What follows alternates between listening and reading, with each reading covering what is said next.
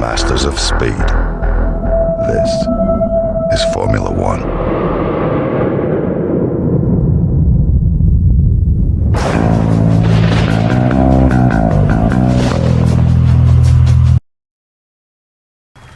Welcome to the land of the rising sun. Should we get into this setup video? So, as always, no quali, straight into it, 5 red lights.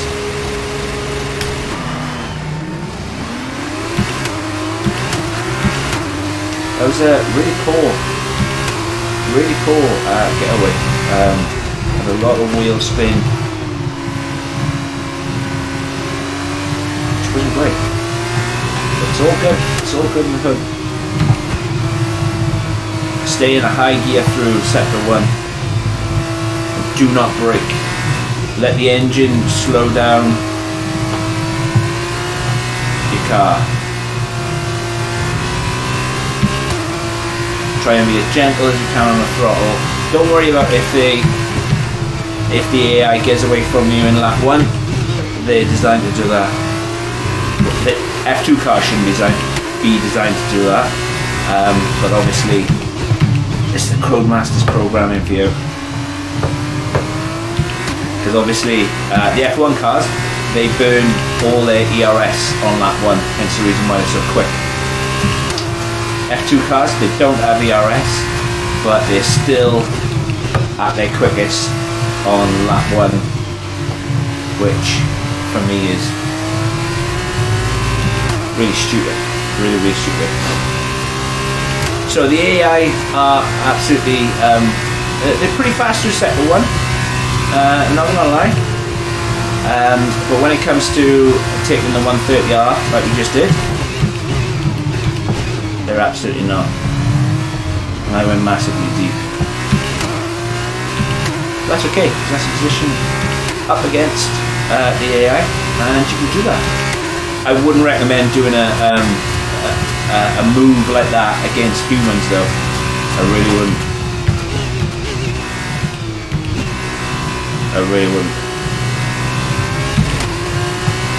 Because you can get yourself into all sorts of trouble doing that against humans.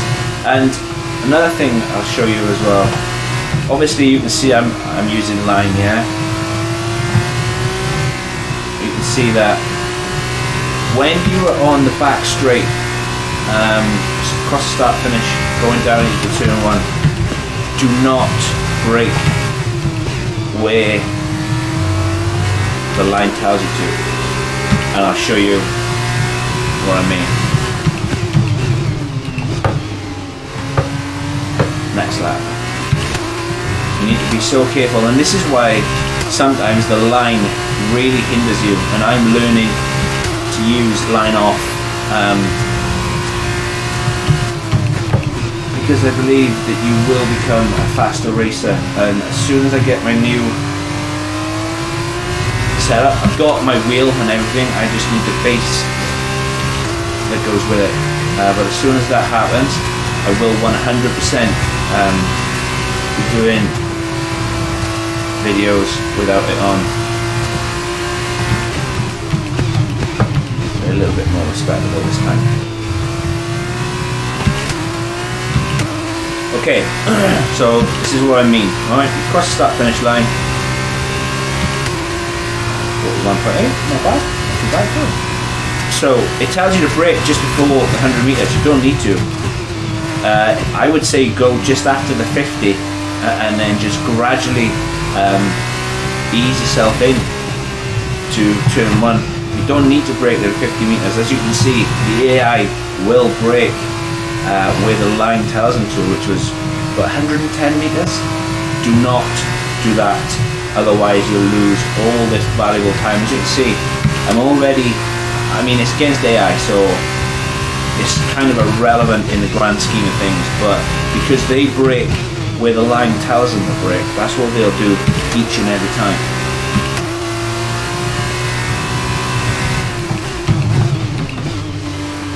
It's like when you go into 130R coming up.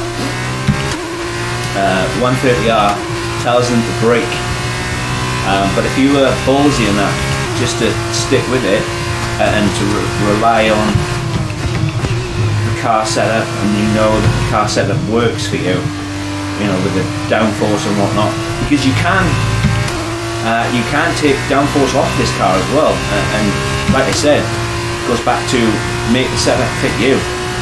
So yeah, as you can see, it tells you to brake, just gently lift off the throttle, only a little bit, and just keep it going.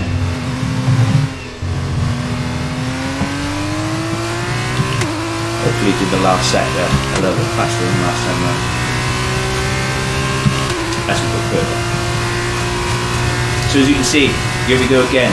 It's time to brake 110 meters, 50 or just in the middle of the grey patch on the left hand side, and then just go for it.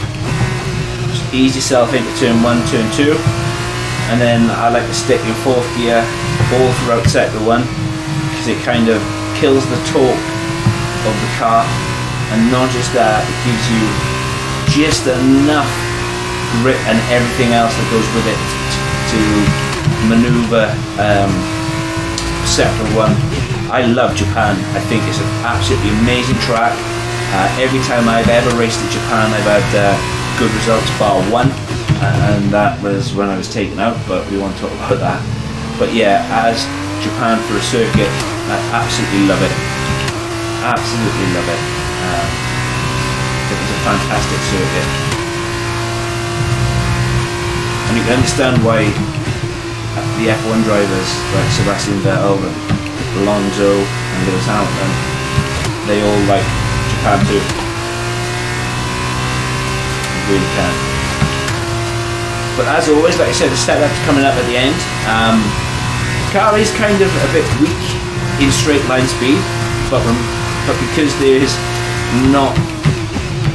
the straights are not that long on here, and Japan is a difficult circuit to overtake. I'm not saying it's impossible, but it is a difficult circuit nonetheless. Okay, this is your final lap of the race. Just make the setup work for you. You know, change the wings. Don't be frightened. You know, and don't change everything at once. Change maybe the front wing, and then, you know, don't save it. Go and test it.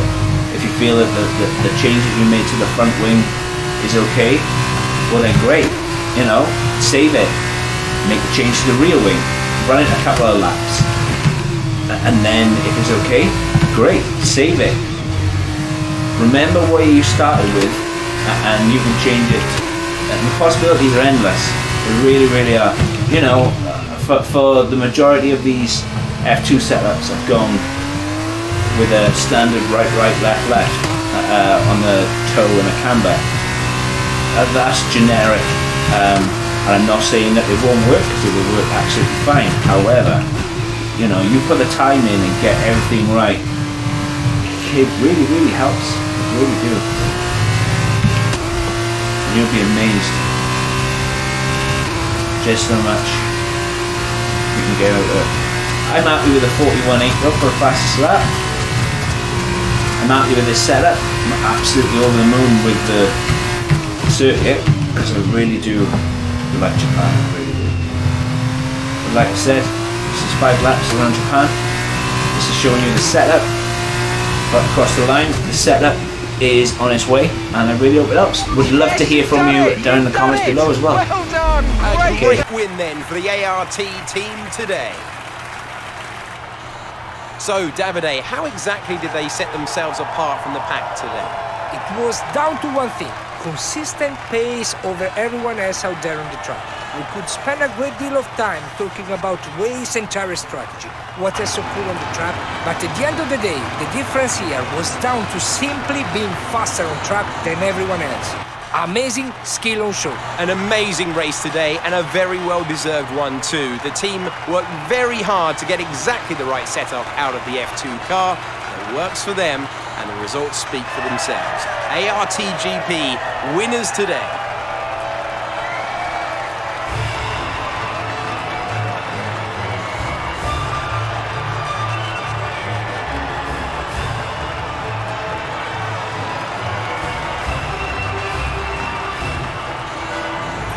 So, driver of the day then, Davide Valsecchi, who do you think you'd go for? Lots of driver impressed me today, Alex. But if I have to say one that impressed me most, it's Federic Vesti. That's the end of today's race. Thank you for joining us, and I'm sure you'll agree it was a great race and sets us up nicely for the next instalment in a few weeks' time. Take care. From Davide and I, it's goodbye. Welcome to the Japan setup, and this is what I have gone with. So I've gone with 22 on the front and I've gone with 18 on the rear. It is absolutely imperative that you stay away from the curbs in sector 1. If you are not careful and you ride too many curbs in sector 1, you will spin the car. It is so easy to do, and sometimes it's even easier to do without warning. It really is. You just need to be so careful with everything that you do. You just really do. It's so important. So I've gone with 22 on the front, 18 on the rear. Transmission, you guys should know this by now if you've been watching a lot of these setups. I've gone with 80 on diff, and the reason is we want as much power to the rear as possible. Again, pretty straightforward. Right, left, and I'll keep saying it until I can no longer say it. The more you mess around with this setup, the more you play with it, the more you get it better to fit yourself, the better the setup will be. Suspension.